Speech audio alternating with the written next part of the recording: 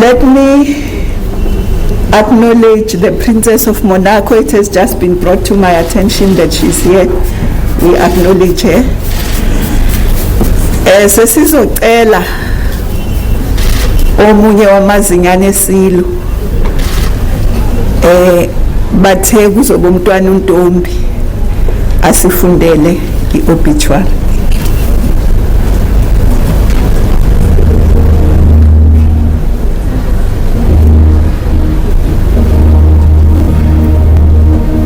Sidlule ezintweni ezinzima njalo siyanqoba.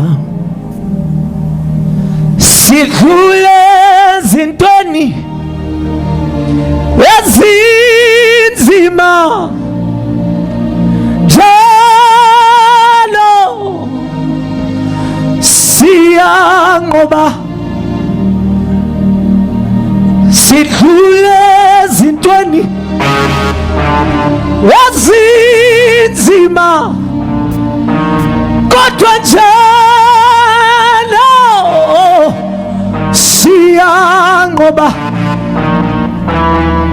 Singaba nqobile siyanqoba. Yabo njalo siyanqoba. Singaba nqobile siyanqoba. Yabo njalo siyanqoba.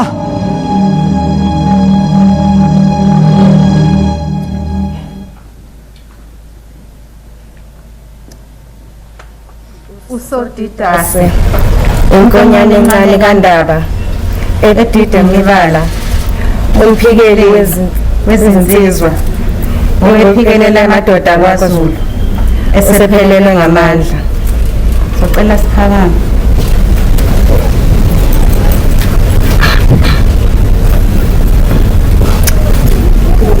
Isilo was both the longest serving and longest monarch, not only in the Zulu history but in South Africa. The 3rd of December 2021 would have marked exactly 50 years of His Majesty on the throne. A direct descendant of the legendary King Shaka Gasanzangakhona, who united Nguni people to become the globally renowned Zulu nation. Isilo is the son of King Cyprian Beguzulu Nyangayezizwe Kasolomoni and Queen Tomo Jezangani, a daughter of Taiza, the renowned Dwandwe people. Isilo is not only the monarch of the Zulu nation, who are within the beyond the borders of the KwaZulu-Natal province, but he is also the sole monarch of the province of KwaZulu-Natal. He was effectively called by his people, young and old, as Isilo Samabandla onke, ungangezwe lakhe, or umnguni omnyama. At the time of his ultimately departure, he was the longest reigning Zulu monarch since King Bande Gasanzangakhona, coronated in 1971 at the age of 23, with the royal status under the threat of being diminished by the then apartheid government, who referred to Isilo as a paramount chief, a description unknown to the Zulu nation and the language.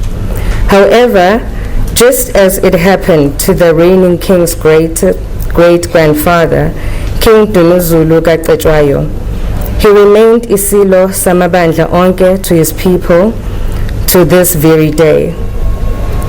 As the custodian of Zulu traditions and customs, Isilo's service has underlined how tradition serves as a source of unity in society and as tangible proof of common values, which bind communities together in evolving times. He has been a steady compass point and has constantly upheld the timeless values upon which our province and the country are built: tradition, respect, wisdom, and deference. Isilo succeeded in bringing dignity to the throne and his people.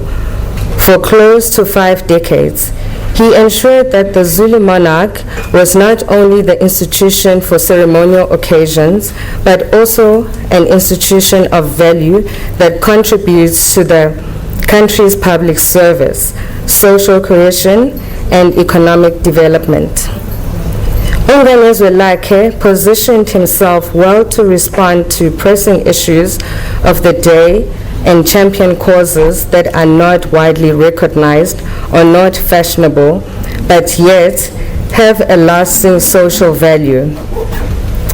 In a province and country faced with a myriad of social challenges, Isilo always used his influence as king to personify a moral high ground. Until the very last day of his reign, he remained a quintessential statesman, culturalist, philanthropist, patriot, and internationalist, a leader of all seasons. Isilo has been credited for not only transcending history but reviving and promoting age-old cultural heritage, but also building a traditional government institution that is compatible with democratic age. Well renowned for championing the war against HIV/AIDS pandemics, especially amongst the youth, and also recognizing them as the future of the nation, has been a strong passion for the reigning king. His efforts have been acknowledged by many government leaders, institutions, and communities world over.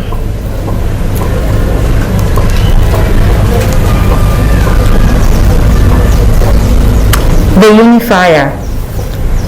In understanding the value of peace and cohesion in KwaZulu-Natal, and in understanding the dynamics around politics, political parties, and the sensitivities of our citizens, Isilo launched KwaZulu-Natal Public Peace Process. This initiative firstly acknowledges that peace is not an event, but a process that goes beyond public relations, sponsored initiatives. It also acknowledges that peace among institutions does not necessarily translate into citizen peace. Secondly, the initiative correctly acknowledges that there is always human dimension to conflict and peacemaking, and that conflict is not just a clash of institution. Thus, it is not true that only parties in the conflict should find a solution. Lastly, and perhaps most pivotal, Isilo's KwaZulu-Natal Public Peace Process acknowledges that conflict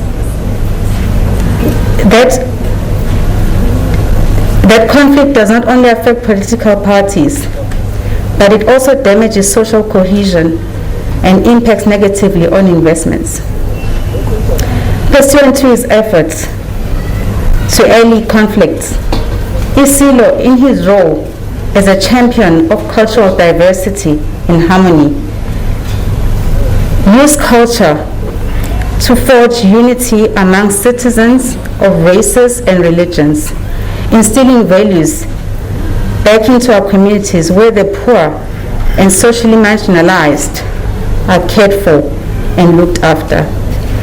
Cultural ceremonies such as Umkhosi Umhlanga and Umkhosi Wosel have contributed to the moral well-being amongst young maidens and boys, which in the process helped to curb the spread of HIV and AIDS.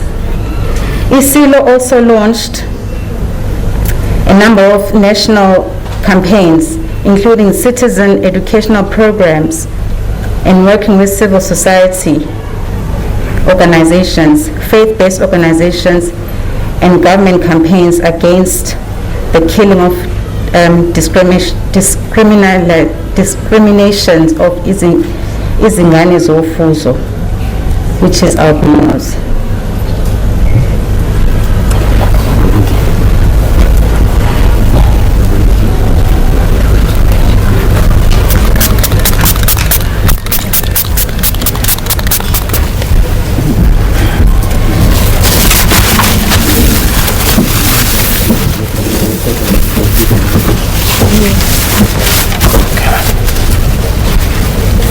Siyabonga kakhulu ke obituary yangongezelakhe. Siyabonga kakhulu.